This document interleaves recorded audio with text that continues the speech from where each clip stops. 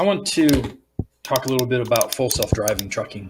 I'm a truck driver, been a truck driver for a long time, and to me, it's like something that's big and huge, and nobody's talking about. What's the best part? What Elon Musk says is the best part is no part. And if the best part's no part on a full self-driving semi-truck, that means no seat, no air conditioning, no radio, of course, no steering wheel and pedals. How about no cab for a driver? And there's just not very many people are talking about full self-driving semi-trucks and how that is huge. It'll change the world. It is an absolute must that it must happen. It would be like society deciding to go back to horse and buggy and sailing ships. That's the future. Goods could be moved with just more efficient. I'm just a pro of being more efficient. Everything better comes from better efficiency. And there's just not that many people talking about it.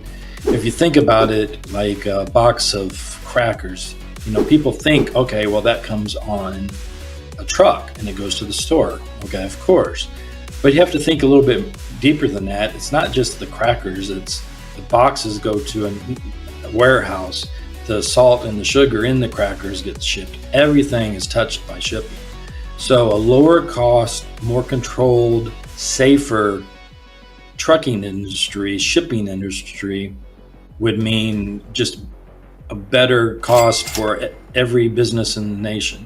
So it's just not the Amazons and the Walmarts, it's your local grocery store, it's a local restaurant, it's, of course, manufacturing.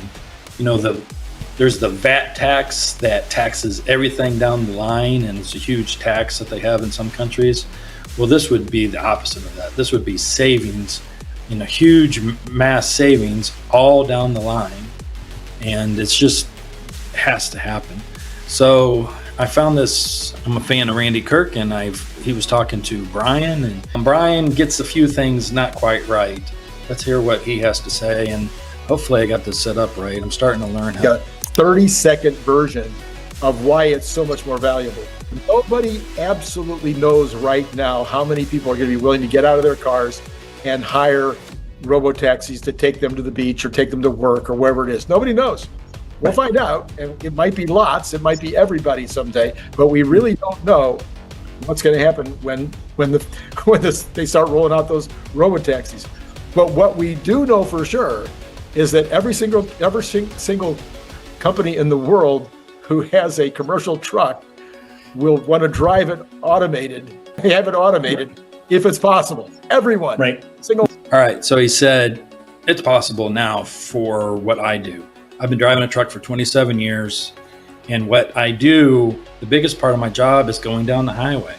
Full self-driving can handle 90% of my job now, going down the interstate highway.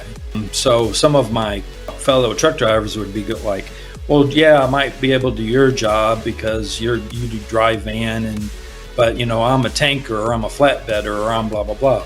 Well, I've done tanker, I've done flatbed, I've done just about in every kind of trailer there is out there. So if the automated full self-driving truck takes my job, I'm available to do other jobs, and I'm not going to do that. I'm going to do YouTube, and I have a business that I want to start called Choose Joy Method, but that's my direction that I'm going. It's really going to upset everything. I think that one thing that people just do not understand is that this full self-driving vehicles, autonomous vehicles, AI, robotics is the biggest thing to ever happen to mankind. Biggest thing ever. I put it above fire, above splitting the atom. If you want to argue that electricity, because if you didn't have electricity, you wouldn't have computers, blah, blah, blah. Okay, electricity is a good one, but just the point of this, I do not know what the future is. But also, people don't realize how fast this is coming and how humans are the ones that are being disrupted. Back in the day, the horses with cars, automobiles, the horses were the ones who were disrupted. But now It's humans are the ones disrupted, and we have to find other ways to prosper. And I applaud Brian for, coming out with this and talking about the importance of full self-driving semi-trucks, because hardly anybody's talking about it. So right, it's kind of like if you had to have one person in every train rail car, instead of having one train engineer or two train engineers with 100 cars or 200 cars in train containers.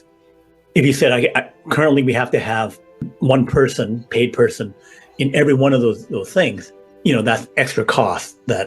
Yeah, of course. You don't have a single person driving a train car. He's making that comparison. Let's fast forward this a little bit. You can get 4 times as much value if it's like driving all the time, but some charging time, so 3 times. So that's the clear economic signal that this is insanely valuable. Yes. Just kind of making the point that a truck driver has to take a break. I think they'll try to sell it that, this is safer, which it will be in the future, and that a lot of these trucks can drive at night. So imagine that you're in a city where all that truck traffic you're used to during the day, not all of it, but some of that is driving in the middle of the night, and trucks aren't getting tired. So it's safe and there's less traffic out there. So a lot of freight can be moved during the night. And then also reduce the number of trucks, because I could do with... All right. I made a little mistake there hit the wrong button. So why full self-driving trucking is different than full self-driving cars? There's a few different reasons. And, a big thing is trucks are out there to make money, so it immediately reduces the cost if you don't have a driver. It's not just the cost of the driver. It's their insurance, it's the taxes that the companies have to pay, this Social Security tax, the employee tax that the companies have to pay.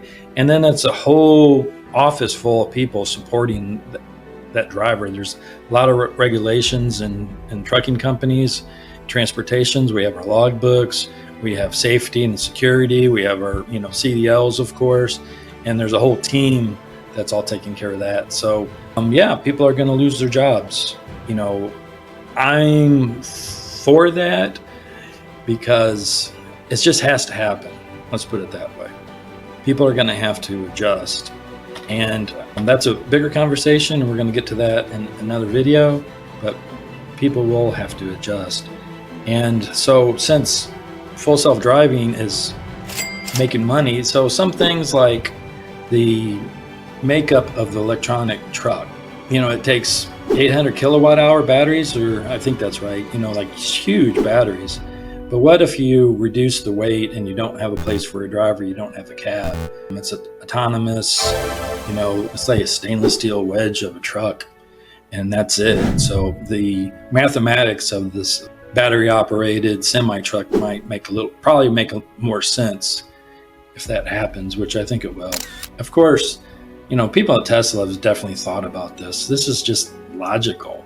It's like in a car, you have to have a place for people because you're moving the people around. In a truck, you can have power only. We have a thing called power only. That's when you have your cab and you go pick up somebody else's trailer. Well, now you have power only with no driver. 7 million trucks, right, instead of 20 million, because I'm running the 3 shifts. So it might be only $2 trillion, right? But it's in the testing phase. The math. But then when they send it out to real, and they say, okay, we've confirmed that that we don't need the wheels. It's all good. Now we can just go with vision only. We train the system up. It's again vision only. So then they can send it out and it works. They confirmed it works correctly. So one thing is they need to change the name of vision only. How about photon optical sensors? I think I heard that before, but that makes a lot more sense. Instead of telling people that these great big semis are using these cameras to drive, just call them photon optical sensors. Similar here, they will do vision only, but they want during the testing phase to have the training wheels on, calibrate stuff, make sure, cross-checking it, everything good. But once they... Yep. One thing that I'm using this for to help me remember what things I want to talk about. So Tesla's building a big factory and they're making a lot of semi-trucks. great. They're going to need those semi trucks out on the road to train. The Tesla semi truck, they had the Pepsi event, so they needed that. Where the Pepsi went to the Run on Less event, where there was they did real world tests, tracked all the vehicles, measured everything, Right. in order to show the industry, here's how these things really work. All right, so the Pepsi use case is going pretty good as far as I could tell. Of course, they have Frito-Lay, which is light loads, but Pepsi is heavy loads. So they work for regional, dedicated, and local stuff. Yeah. I should probably rephrase that, because I just, they talked about like having enough batteries. I think that the slow up of the semi trucks is that they haven't had enough batteries for semi trucks to be just out on the open road, doing over the road stuff, doing more of the work. They're far, far behind. It's going to be years. And it might surprise you that I say that, and it's just the full self-driving can do it, but the infrastructure for a long haul is just not there.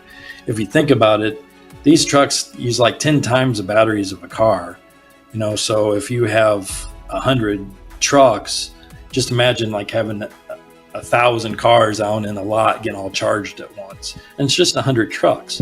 If you're driving down the road on the interstate and you see the rest stops or the truck stops that you drive by, you see 100 trucks often. That's not that big of a deal.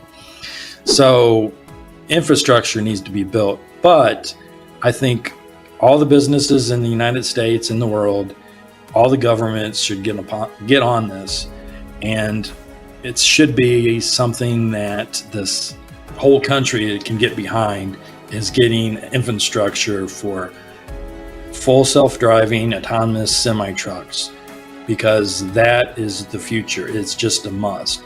And people might be upset because I'm a truck driver saying that a lot of truck drivers are going to lose their job. It's just happened. It's just we're getting replaced. And when the politicians or the manufacturers talk about how, it's just a safety feature, we're not replacing the drivers, that's just a lie. They're going to replace the drivers as soon as they can. And matter of fact, in the future, the full self-driving trucks will be safer. Even the consumer, even regular people will feel more confident that these trucks that don't have drivers, that could be drunk or on drugs or tired, driving the truck.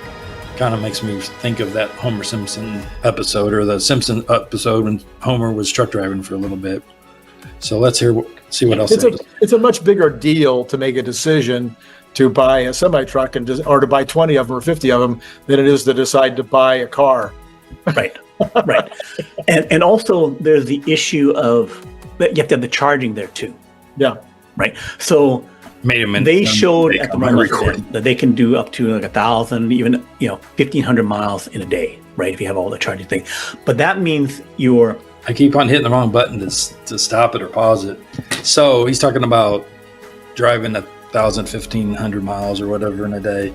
I don't know. I guess switching drivers, and they kept on charge and kept on going, which is fine.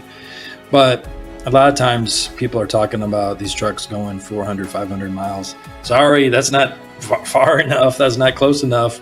That's a local truck. That's nothing. I want to be able to go 600, 650, 700 miles a day, probably in the range of 700 miles. Not that I'm always going that, but I want some extra because your truck's running on this. But like I said, in the near future, they're not going to have drivers. So the math in that changes. And why I'm thinking of it, the companies, Elon Musk and Tesla, need this, and they need some help to deal with the regulators and the federal governments and the state governments, because Elon has gotten political, and sorry to say, but our government's corrupt. Especially the federal government is just disgustingly corrupt. And, if he had help, some lobbying help from all, the Walmarts, the Amazons, every corporation, every business, everybody that, all the warehouses and transportation. Yeah. So let's hear. And they showed that they could go like 400, 450 miles per charge, right? Other All the other trucks were 250 at the most, and most were 150 or 100 or less, right? So that means regional trucking, where I go from the Pepsi plant, drive out, make my deliveries of Pepsi products, and then come back to the plant and recharge. Right. Then I have that one recharging thing. One charging depot area where they're coming out, these trucks are coming out of. It's closed loop. I don't have to have charging anywhere else, right? So if I'm making 40,000 trucks and I do not have mega chargers everywhere, which we do not, then everyone who does that has to then buy their own charging setup, right? So presumably they say, okay, yes, we're ready to go. We'll step up to that business, right? The fact that they have not done that much is a chicken and the egg thing, right? So Tesla, because they're the predominant one with about, Yeah, the commitment and the investment, I think it has to be something that states and the government gets involved with too, all the businesses. It just changes trucking.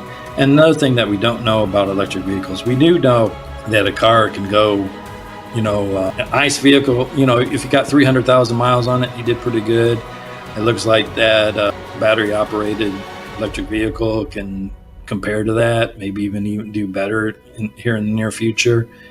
But we don't know about semi-trucks and what that math looks like. Like, how long can a semi go? A diesel truck can go multiple millions of miles in a semi. The company I work for, they lease them, and at 500,000 miles, they trade them in. That's still a brand new truck to a lot of people, 500,000 miles on a semi. And yeah, there's a lot of service that needs to be done for those trucks. So I'm just saying, I don't know what that math is, and I don't think anybody really knows long term how many miles can you get out of a battery pack, because that's the expense, that's what we're really talking about. And again, I think the math changes when you don't have to have a driver or a cab. I think that helps. Definitely helps. Maybe up to 80% of the really fast charging places can say, okay, I can convert one of my 10 or 20 supercharging connections. I can say 2 of them or 4 of them, I take them out and I make 1 mega charger. Right. So I take 4 out. So I had 20, I go to 16, 1 mega charger thing. Why? Because 4 parking spaces is enough for one of these semi trucks. Maybe. Right. A semi truck's not going to be able to use like a regular one, even if you like take out ones and put in another one. You got a trailer and stuff, and people are just like, a few things that Brian said. I did listen to this before. It's like, it takes a long time to fill up a diesel. No, it doesn't. It takes like 7 minutes. Well, not 7. It takes 7 minutes because we have to log that. We have to be on duty when we fuel. So I see, when I fuel up, how long, and that's including putting in the computer, put my card in the machine, filling up, hopping back in the truck, going off duty or start driving. I look at the timer. It's usually around 7-8 minutes, something like that. And then I have the power. So I'm drawing the same power. Because if I'm having high utilization, I'm charging all the time. It's roughly the same power draw. So they can have 1 mega charger, 2 mega chargers per supercharging area, which they have, I think, 50,000 supercharging nodes. To have the trucks being charged, you need many power plants. You need many power plants all over the place. And that's just something that all the states and the federal government and all the businesses need to get together and make happen. Yep. I think best would be solar and battery backups. I'm sure Elon Musk would say that could be done. And I'm not against like small nuclear. I understand that they're getting better. I don't think the climate to get that done, is out there. But yeah. All right. So let's see how this worked out.